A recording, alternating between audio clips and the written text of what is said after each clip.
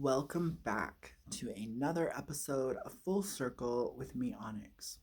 And our last two videos, we discussed kind of about being triggered and caught into a reactive cycle with the use of our pain body. And it turns out most of our lives are pretty much coping mechanisms and cycles. So we get stuck in a pattern, we get stuck in a rut, and we live how we live. And really, the only way out is through stepping out of the story of our life, going into witness mode, watching yourself, watching your thoughts, watching your feelings, but then also watch others and watch how you interact, watch how they interact. And so it's almost like you could really just say, you're just we're all witnesses witnessing everything and all possibilities. I like to think of it as like a laser light show, where there's like the smoke and the mirrors and the laser beams. The laser beams is the energy of awareness, and when it and it, but it also when it hits a mirror and refracts, that intersection is like an eye, and it creates the watcher, it creates the seer. And so, through all this awareness energy or consciousness bouncing around, creating these moving patterns of a light show, there's all these eyes coming on, blinking, turning on and off. And so, it's a real party of awareness, of witnessing and watching. So there's that saying, the only way out is in. Turning your senses back to their source, it goes back to the light of awareness, which is running the movie as it projects onto the silver screen or the mirrors. And so when we really start to understand the mirror like nature of reality, projection, we can use it as a tool to see the things that we cannot see, which is our blind spots. And if we get caught up into the shame, blame, and martyr, the guilt, these negative feelings, we can co opt this and turn it into a lifelong, unpleasant, stale oatmeal therapy session where your life just becomes therapy, where your life just becomes working on yourself, overthinking. This is not my intention. I don't want you to get trapped in that kind of new age psychology self help. I actually want you to get out of it. And so be playful with it. But bottom line is awareness is your golden ticket. And for me, I have found meditation to be that path. That meditation could have been more abstract, like listening to music or just feeling good, taking a nice swim and tuning into my body, what was happening, but just kind of dissolving and releasing the outer world, the big mirror, and just being with me, feeling my own heartbeat, focusing on something simple, and during that, thoughts and feelings come up, ahas, answers, problems are solved. I feel great. I feel refreshed, and then you start a new day.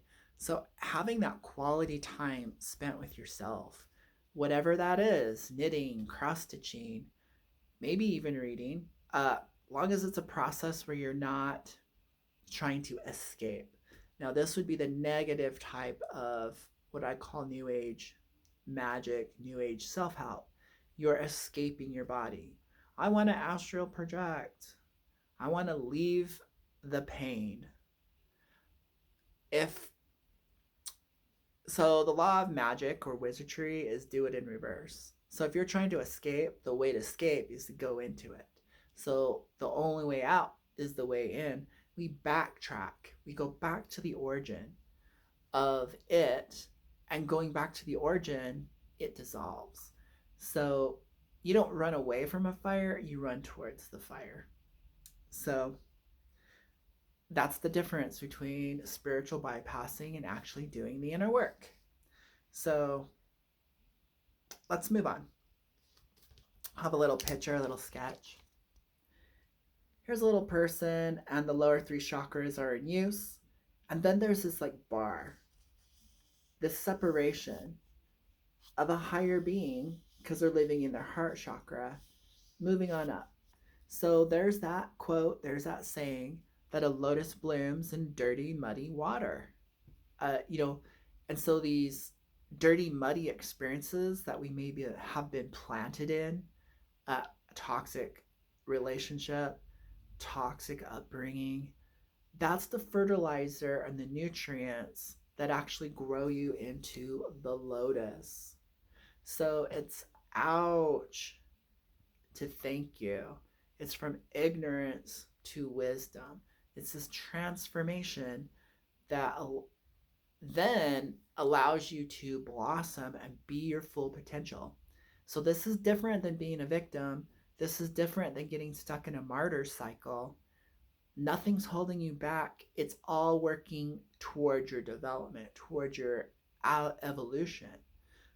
It's raising. So when you embrace the pain, the hardship, the level of where you're at, you start to, these blocks become stepping stones and you start to elevate. And it turns into wisdom and knowledge gained through experience. So we actually just learn through experience. We don't really get the luxury of the vicarious learning through others or just reading about it. To get the full knowledge, you experience it. So you can be like, wow, I'm experiencing a toxic work environment. I'm experiencing being surrounded by people who don't have their hearts and their heads turned on. I'm being surrounded by people who are emotionally ignorant or who have limitations of mental reasoning skills. Is that bad? No. Maybe that is your function in that group, to have that higher mental and emotional intelligence to share. Maybe they've never had it. So you are the one. Gosh, I'm in a dark place. Because you're the light. Where else do you think the light goes but to those dark places? So it's really not a time to be a victim and a martyr. And I really wouldn't want to stay there either. So, but we're moving on. So, this part 3, this wrapping it up, is the ascension process. How do we go from living out the negative ends of our astrology chart and sign and start living in the higher octave, but to ascend? How do we go from being a 3D person to a fourth and fifth dimensional person, ascend? You know, how do we transmute general love into compassion, ascend? Regular energy connections to therapeutic, high level energy exchanges through ascension. And so so a lot of people are rerouting their lower chakra energy into their upper chakras, thinking that they have their upper chakras activated. It's not so.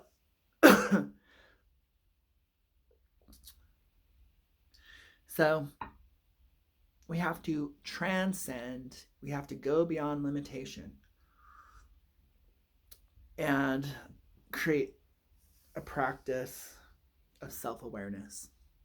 Pretty simple, but also the ascension process happens in its own time. You can't skip a grade, you can't skip a class, you can't cheat on your exams in the school of life.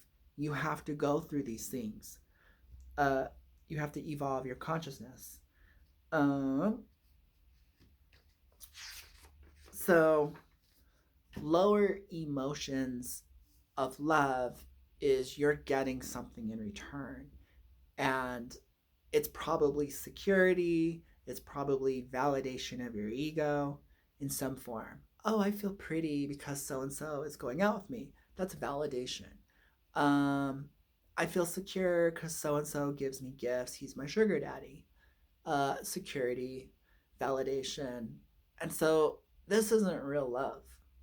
You know, I was watching a show the other day and the girl is supposed to marry so and so because her mother said so.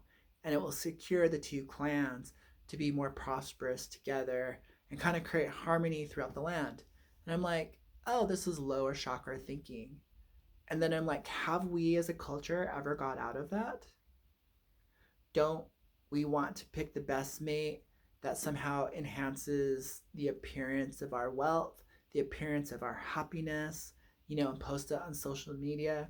Aren't we still in these same patterns? Once I see it as just a pattern, it's easy to dissect it and work with it. Kind of like a math equation. You know, oh, I want to marry for real love, emotions, uh, and whatever. That's immature love. But, anyways, moving on. So, the transcendent, so lack consciousness is I want and I need. I need food. I need shelter. I need love. I need support. These are real needs. And if you go about trying to get that through your relationships and those needs aren't met, we feel resentment, we feel frustration, we feel anger, then we might go into a self beat up cycle.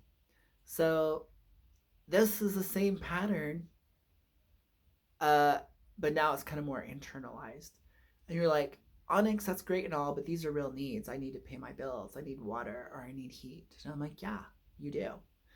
Uh, but when we reach outside of ourselves, the mirror of life, it's really hard to get it. So we have to do that inner transformation. So there's this huge realization that happens at some point in your life where I need to rescue myself. I need a parent. I need to be my own sugar daddy. I need to be that which I seek. And so it's almost like, I would definitely say a triangle. And you're on one side of the base of the triangle in lack. So this is what's called lack consciousness, because I need something. And we were all put in that when we were born. We needed the support of our mother and our father. We needed food. We needed someone to change our diet. We were helpless in a state. But if we continue that forward in life, it doesn't serve us. So we have to start learning to meet our own needs.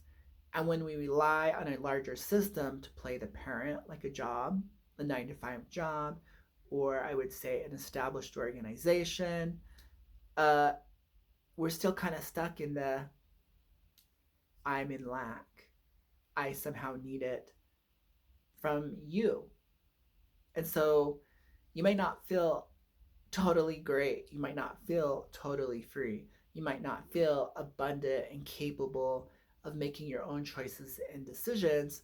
And usually, when you're in a state of need, you're willing to sacrifice something.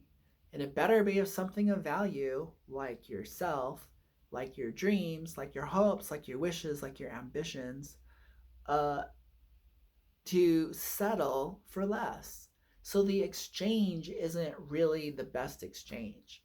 When you're living in these lower three chakras, you're in need of others to reflect your worth, your which looks like popularity on social media, which looks like spending endless hours in the gym, looking better, improving on a hustler cycle, uh, because somewhere inside of you you don't feel strong. Somewhere inside of you, you don't feel beautiful. Somewhere inside of you, it's still, there's an emptiness, there's a void, there's a hole, hence it's lack.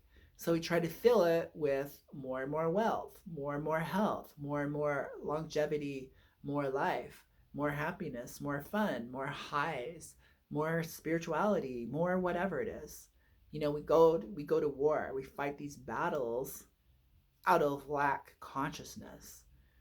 And when it's in lack consciousness, it's kind of like there's a hole in a cup. So even though you're getting it filled, you're like, I'm receiving all this. It's so good. We don't notice that blind spot once again, and it acts as a hole, and we're leaking out because we don't truly love ourselves. We don't truly value ourselves. And I would say valuing yourself is way more important than loving yourself. So I'm going to say that phrase again, spiritual bypassing.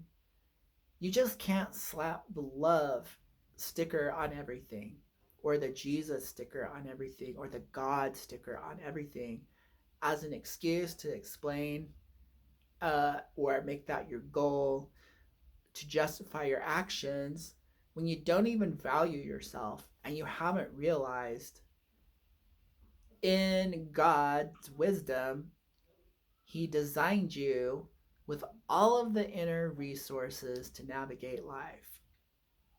You can save yourself. You are it. So, I am consciousness is part of the ascension process. So, what you want is on one side of the line, and where you're at in need is on the other side. When you start moving up that pyramid slope, they become closer and closer and closer and closer together until you have it. So I want and I need. Understand your real desires. Be honest with yourself. People get stuck with shaming and blaming and guilting and making a law out of things to feel more guilty and shame and blame, to stop themselves from listening to that void. They get jealous and envy and go, oh no, I'm jealous and envy. And they get stuck there because they start judging themselves, start blaming themselves, start shaming themselves. This isn't what society wants. They started using the consensus of whatever's going on around them. No, it's okay to want it and need it really bad, lust after it. Because guess what? Now you have the energy to go get it. You know your why, or find out why. I really do want that health. I want to see what I'm capable of. I want to challenge my limits. There you go. There's your new affirmations. Now get after it. Make a vision board and watch it happen. You didn't need to add any spiritual dust to it. You didn't need to call it miracles. You didn't need to channel an angel. You didn't need to slap on the title Jesus, God, Holy Spirit. You didn't need to put an archetype on it. You didn't need to do all the extra. You just need to be like, okay. So black is actually necessary. It creates a negative. That negative will be magnetized to the positive, which is actually having it at the top of the pyramid. So you're going to go on a journey up the pyramid, and what you want on the other side is getting closer and closer and closer and closer. It's not a miracle. It's not a sign. It's not synchronicities. It's just magnetism. It's the law of attraction. So when you try to go after it and expand that energy reaching out, you deplete yourself. Instead, so we do backward science, we do Way of the Wizard, and we start thinking, you start going, I wonder, so this is where your dreams are. I wonder what it'd be like to have that new body, or that car, or that girlfriend, or that relationship that's actually functional. And you start feeling it, and then you start imagining it. You're becoming very clear in your mind and in your body, and you're actually etching in a pattern. And the more you're in it, the more you actualize that pattern and you get it. So, because it's like you're literally creating from the inside out. You're birthing a new reality. Call it whatever you want. A new timeline, the fourth dimensional, fifth dimensional, quantum level of reality. You're getting there. And so the top of the pyramid, you could say, is the quantum level of reality. You've ascended from 3D lack, living in a world of definitions and descriptions and forms, spread out through time and space. And the more you start feeling it, the more you start affirming it and visualizing it, or at least just get super clear with it, that you're having an experience of having it before you have it. Now you've really launched yourself into the fourth and fifth dimension. You've planted the seed. You've climbed the top. And you're having an experience before you actually have it in the 3D realm, before it's reflected back. You've moved yourself into higher consciousness. You moved from, so we moved from I want, you know, and to, or actually, bottom one is I need. I'm usually just at I want. But then it has to realize there's something inside of you that goes, I think I can do it. I think I can have it. So you move into I can have it. Then you move into I have it, fourth dimension, heart chakra. And it feels so good. It feels just like I thought it would feel like. It's amazing. Wait, you don't have it yet in 3D. Doesn't matter. I'm feeling it in the 4D. And then you go to the highest state because I have it because I am it. I have the new body because I am health. I have the relationship because I am in relationship with all of it. And it's all, I'm in good relationship with it. I have the love because I am the love. I feel gratitude because I am gratitude. That's why I am statements are the most powerful.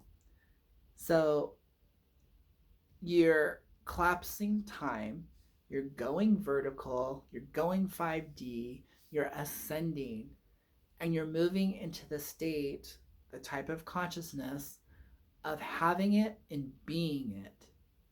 If I have it and I'm being it, I don't want it anymore. I don't need it anymore. And I certainly don't think and wonder if I can have it. I already have it. So then I just move into I am it. I am that I am. I am that I am. My name is I am. I am. So you've transcended it into I am, into superconscious mode, into God mode, whatever. And at that point, you're probably just savoring and enjoying it. And you don't need the physical object of it. I am worthy. I am healthy. I am wealth. And you have to match it with the feeling. Marry it. Become one with it. It gives birth into the lower plane of that experience of it. So the more you collapse time, the more you move into the oneness of it. Then you will experience it if you so choose. Sometimes at that point, why bother? You know, maybe I've lived in my imagination what it's like to have the really nice house. So now I'm over it, so I don't manifest it. That was nice. It was like a dream. So, in these lower three chakras, so okay, with the other two videos, how does like pain body and ego identity and those cycles really have anything to do with ascension? It's because once your heart is open and you're moving, which is the center of the chakra system, you can start to navigate up and down in a balanced way through the chakra system. A lot of people are trying to navigate, they held negative beliefs, and so their heart chakra isn't working. Lack and scarcity. Oh, I don't have enough to give. I don't have enough love. I don't have enough energy. I don't have enough wisdom. I don't have enough insight. I'm not capable. We hear this all the time from lack consciousness. If you loved yourself, you would know how worthy you are, how valuable you are, why it is very possible for you to have positive relationships and transform all relationships into your life. With all that love, with all that value, you would.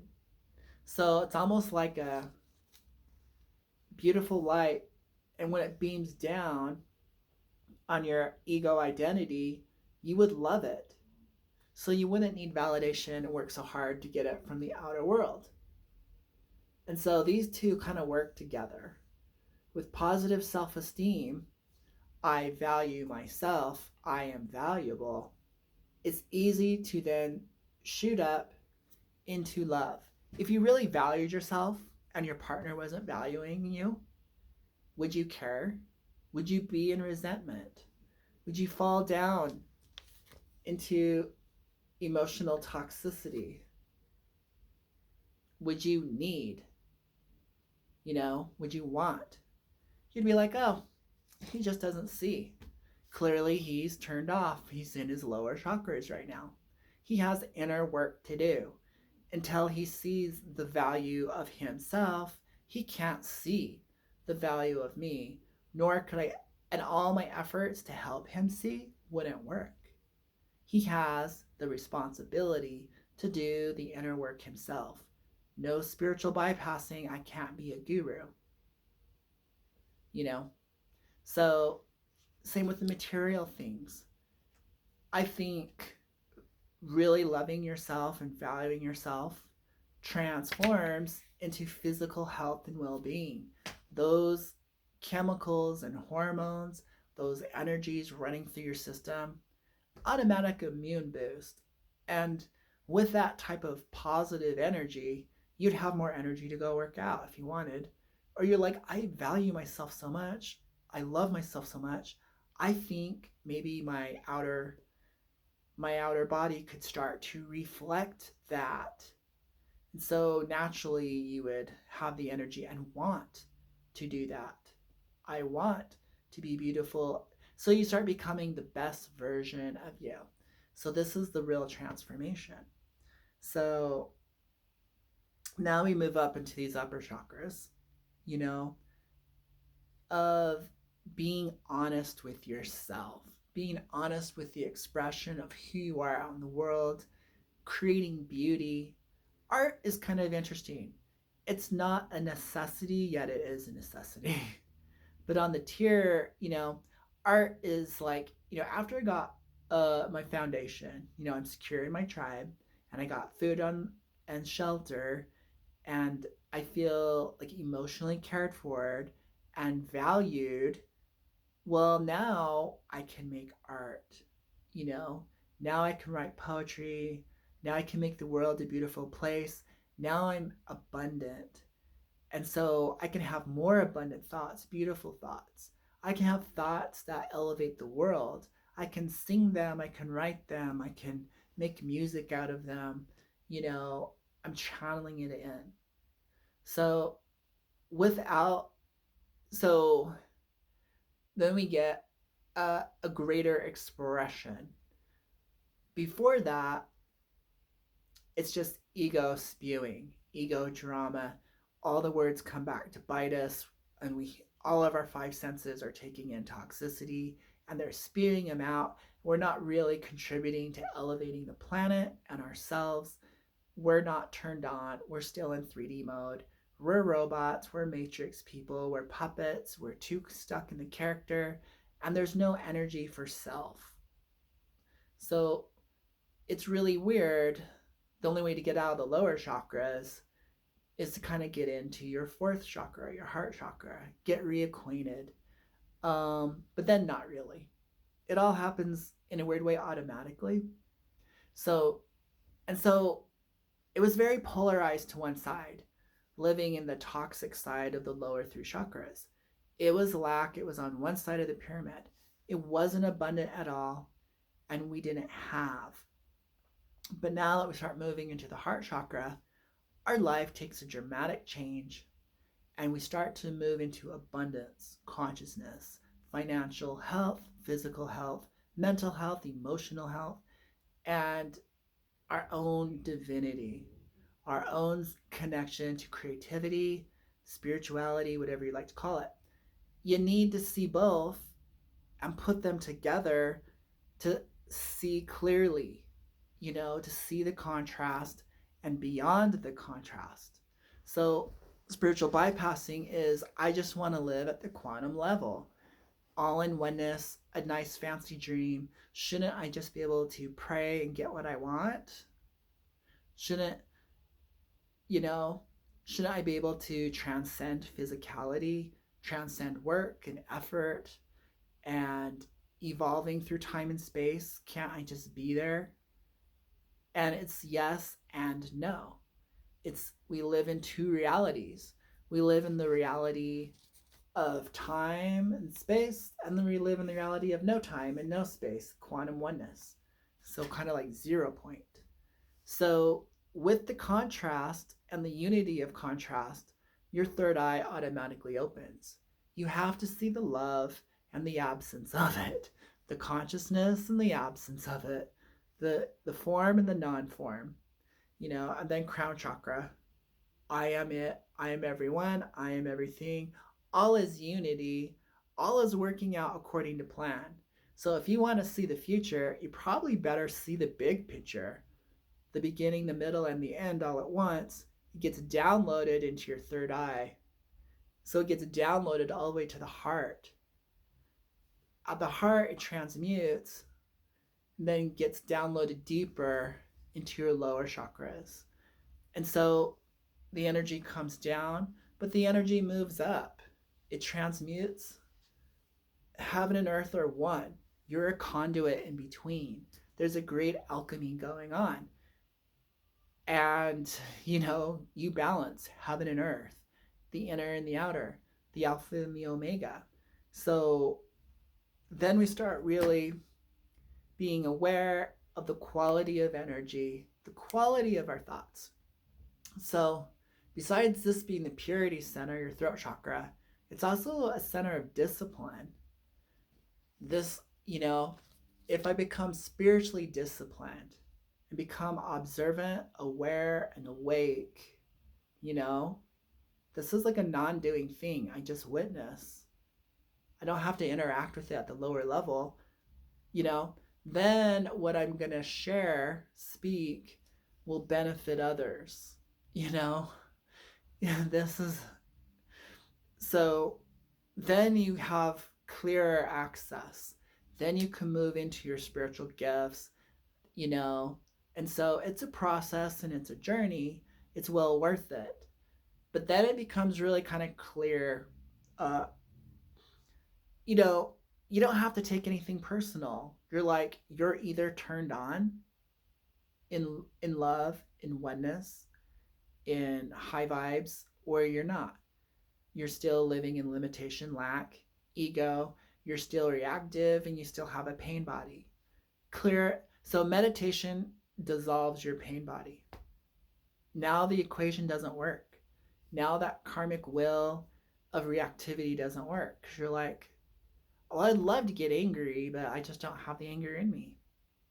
I would love to feel vengeful, but I don't have vengeance in me. Or, it's almost like a pet dog. I've trained it so well, the instincts are now in check, and it obeys me. Who is the me, the greater me, the one that witnesses the timeless me, the infinite me,